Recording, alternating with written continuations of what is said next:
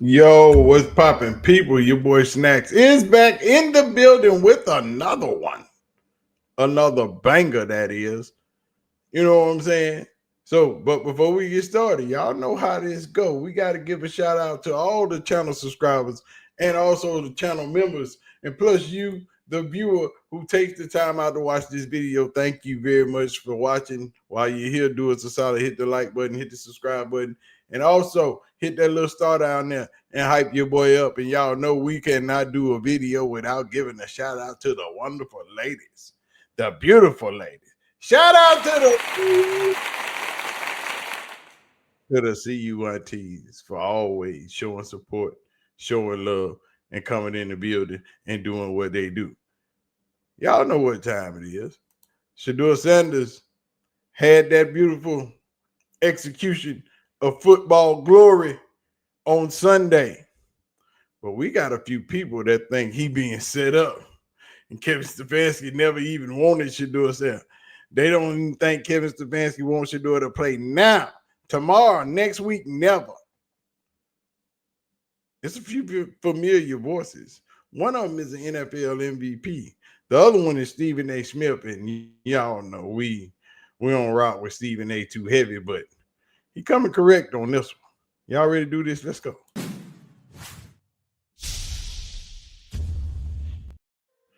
Now, we all know that Sunday, Shedeur had his first NFL debut against the Baltimore Ravens, which didn't go so well.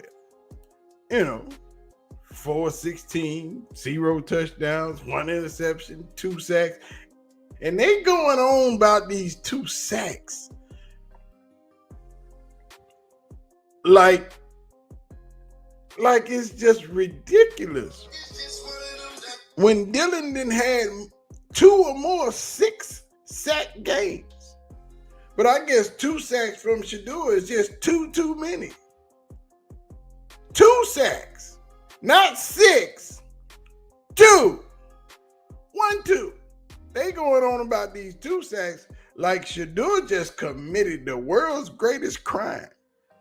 I don't understand it. But I ain't heard y'all crying about Dylan Gabriel and all his 6-sack games. You know, he's just getting beat to sleep. All the games, he didn't damn near throw 19 interceptions. But Cam Newton, you know, Coolio, the homie,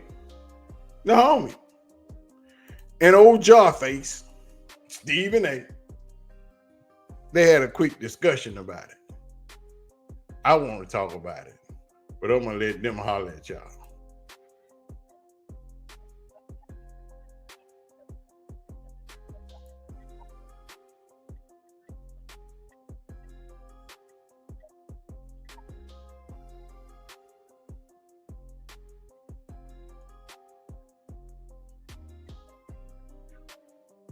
Confirmed that Shedeur has not had any reps with the first team before taking the field on Sunday. And so now who are we blaming?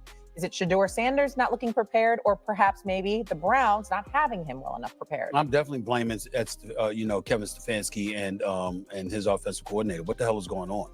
You know what? Listen, you're the QB too. Shouldn't you have reps? Correct me if I'm wrong. Listen, we watched a lot of quarterback play over the years. We've seen people inept. We understand limited skill level and stuff like that. What's rare to see is a quarterback that looked grossly ill prepared to be on the football field. I'm talking about schematically. Really, you complete the first couple of passes, and then after that, you can't find anybody. It made no sense to me. I found it to be very, very suspicious. That's not to big up Shedeur-Sanders by any way. All right, he's got a lot.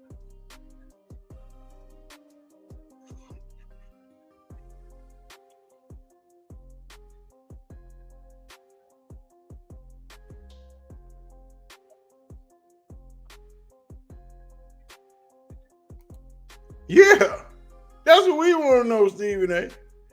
We know players don't clear concussion protocol in less than a week. We already know. It's common knowledge in the NFL. But Kevin Stefanski marched his little scrawny face raggedy beard having behind right to that podium and said, yeah, if Dylan's healthy, Dylan's going to be the starter. Why would you do that if you don't like Shedeur? But remember, we've been having these problems since Shedeur stepped in Cleveland.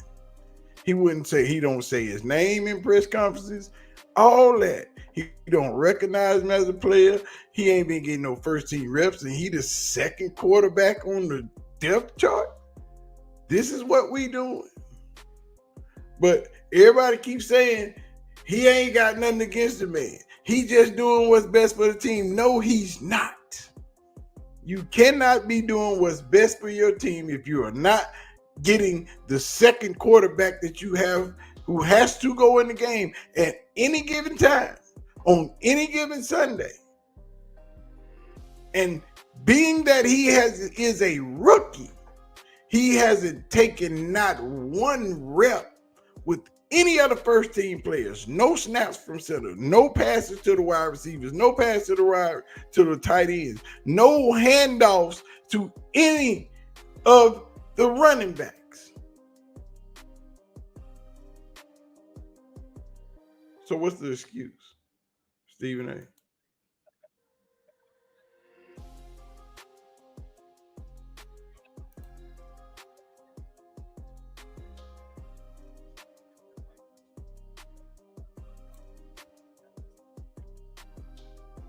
Since this is going on, and Cam can speak to it as well. I was a backup for 99% of my career. I would go weeks upon months without getting reps with the starters. I would just take QB2. Yeah. Okay. Now, maybe a little bit more as I got older.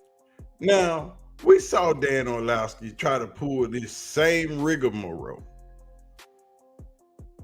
on the other show with Greeny.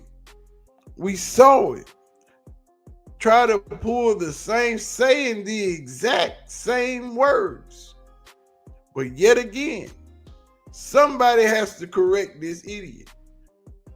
But let's not forget, Kevin Stefanski is his homeboy. On Get Up, these are the exact same words you said. But older, and I was into 10, 12 years, even less reps. When I was younger, and this is a little bit unique situation because Dylan is the starter. He's also a rookie, so I'm sure the Browns are trying to get him as much reps as possible. Do I find it odd that Shedeur hasn't had a single snap with the starters? Not one? Yes. I think Wyatt Teller had said coming out of halftime, it was the first time that the starting offensive line had heard Shedeur's cadence. I think that's odd, yes. But the fact that he hasn't, this reps thing has become this massive conversation. It's more common than not for the backup to not get any reps with.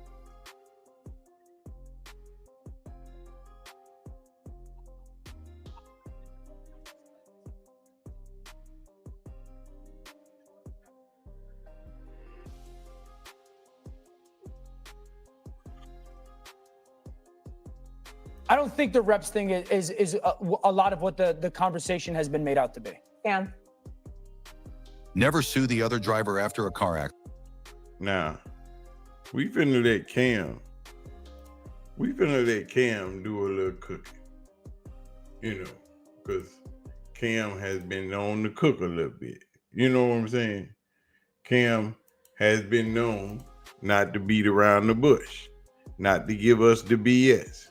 So Cam, will you please take this microphone and do what you're supposed to do with it? Give us your flavor.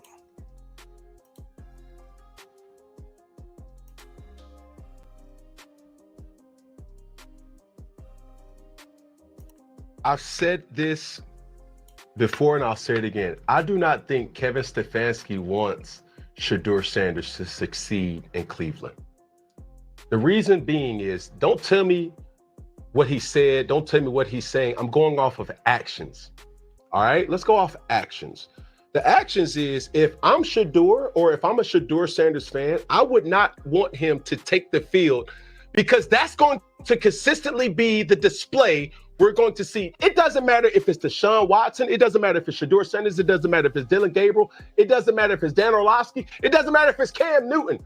You need help in Cleveland, when you have a quarterback that's still making $46 million on your roster and he's not healthy, that impacts the talent that's around him. They are not a good team.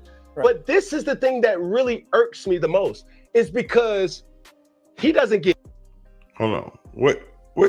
Tell him what irks you the most, Cam. Tell him what irks you the most. Because I keep trying to tell him. I've been trying to tell him, but I'm not an NFL player. You are a former NFL MVP. You tell him. This is the thing that really irks me the most, is because he doesn't get any reps. Circa 2015, circa when Cam Newton was the MVP, circa when, hey, my backup for majority of my career was probably the biggest blessing of my career, to have a veteran in Derek Anderson. Talk to him. Ron Rivera still knew we're one play away, kid, from you not being available. We would have anywhere from 6 to 12 reps in every single practice. Not 6 to 12. Hold on. 6 to 12. 6 to 12 reps in every practice. Hold on, run it back. We're one play away, kid, from you not being available. We would have anywhere from 6 to 12 reps in every single practice that allowed Derek to still have an ability to say, hey, if it goes, how it goes. Now, granted, some will say, well, Cam, you played the position any different. Well, what is that to say about Brock Purdy? Well, what is that to say about any other quarterback that's here? You plan for the what ifs in this league. You don't know if you're going to have your quarterback. What about Joe Burrow? So for him to not have any reps, for him to have this to be his first time that he's taking first team reps where individuals don't even know your snap count or your cadence, that is like, yo, bro, what are we doing here?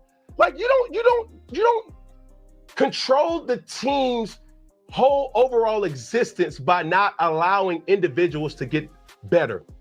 As a head coach, you are responsible for these things. Y'all heard Cam, he cooking. He is absolutely cooking. You do not hold the team back by not giving your second string quarterback reps. You give him what he needs. He cooking like that. Responsible for how your team operates and executes, and you also are responsible for each player's development. If you're not developing players, no matter if it's a starter, a free agent, or a second round player, or third round, you're not doing your job. Kevin Stefanski, bro, that's unacceptable, and I'm gonna tell you that on national TV. That's a finable offense for so many other reasons, because, like, what are we doing? You're not developing the guys right, and you're putting all your eggs on Dylan Gabriel? Come on, dog. Last word, Dan. Go. But Dylan Gabriel, come on, dog. Cam, I need you. You see, Cam, you just should have kept cooking. Because I keep saying it, but I'm wrong. I'm a Shedorian. I'm a Shedeur Glazer. I'm riding Shedeur coattail. No, that's just football. How you got two quarterbacks and ain't one of them ready? Then you got two rookies. And you only getting one prepared to play.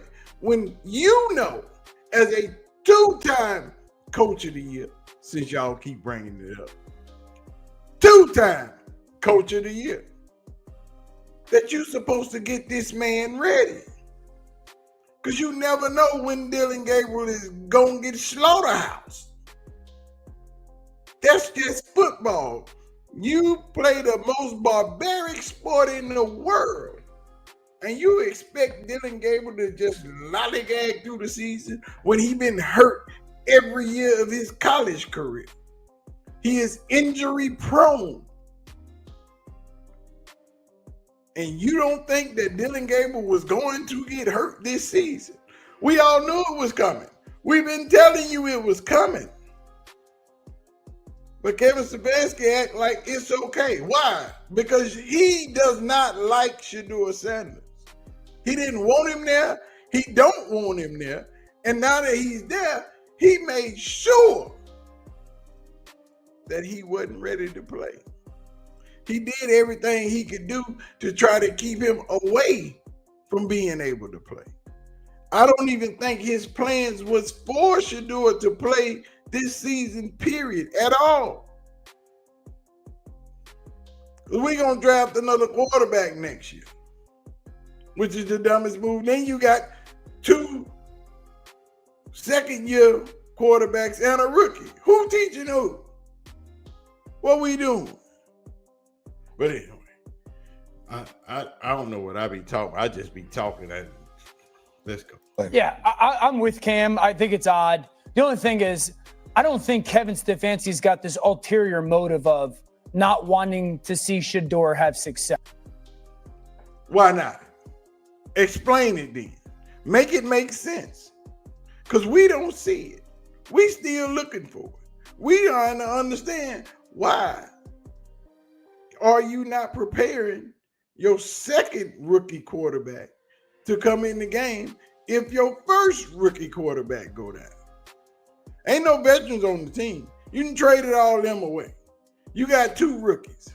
You got one that's been taking first team reps since he been there, and one that has never, ever, at all, until he was playing in a live game, taking first team reps. That is absolutely a fireable offense. That is conduct detrimental to the team. Yes. He might have gone about this differently and probably should have given him more reps, but it would be odd to me that Kevin Stefanski would have this ulterior motive for Shedeur not to do well. I'm questioning that now only because he's a coach of the year, Tom Coach of the Year. Yeah. He knows what he's doing Sure. on the NFL level. I find it odd that this kind of mistake is being made with Shedeur. That's right, Stephen A. We questioning all of that because you know what you're supposed to do. You're a 2-time coach of the year. You are very knowledgeable of this game. You know that at any given moment, your quarterback can go down. Hence, your quarterback last season. Hence, your quarterback in 2023. Where you had to bring Flacco in. Where you had to play 5 quarterbacks last year. You're going to be on your 4th quarterback this year. What are we doing? Y'all keep trying to tell me that Kevin Stefanski or the league or the Browns don't want to ruin Shedeur Sanders' career. But it seems to me that in everything that's been taking place, that is the only outcome. Unless you got a different answer. But your answer don't make sense. Because everybody knows that both of them were supposed to be getting reps. Shedeur wasn't supposed to get but a few, but he was supposed to have some. They set him up for failure, and they've been doing it since he got there. Sanders. I'm very suspicious about it because Kevin Stefanski is a knowledgeable football mind and an accomplished head All right, coach. last word here, Cam. Hurry up. Go ahead. So I'll ask you this question. When Joe Flacco was there, did Dylan Gabriel get any first team reps? Thank you. No, I can't. I can answer that question. Why, yes, he did. He even played in the game. He even went in the game when the Browns was getting blew out and scored a touchdown. His first NFL touchdown. But the Browns was blowing out a team just a few weeks ago. Miami. Shedeur didn't see the field. The Browns was getting blown out just 2 weeks ago. Shedeur didn't see the field. So how does Dylan get to see the field in a blowout going either way, but Shedeur don't get to see the field? You tell me.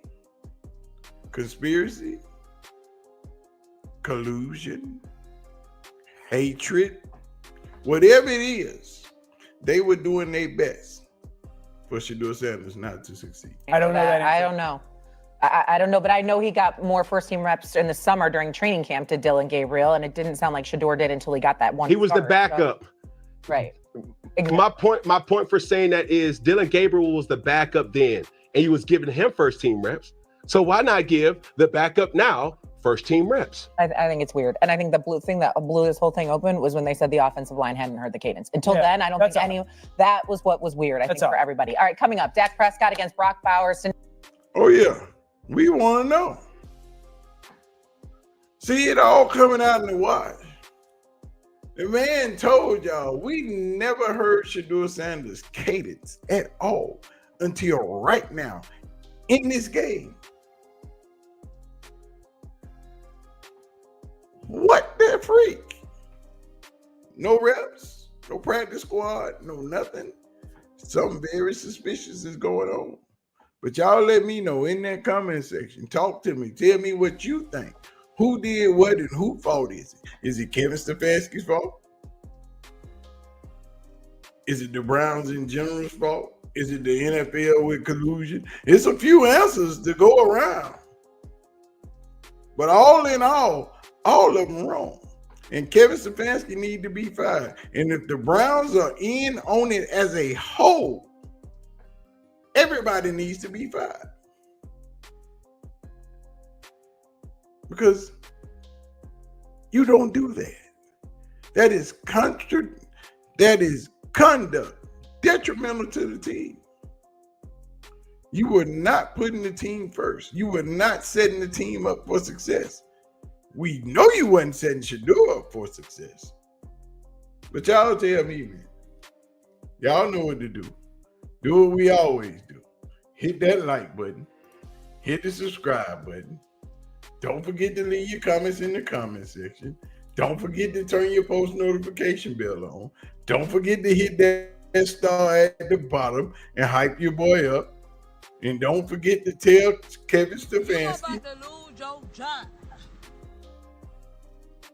And we out of here.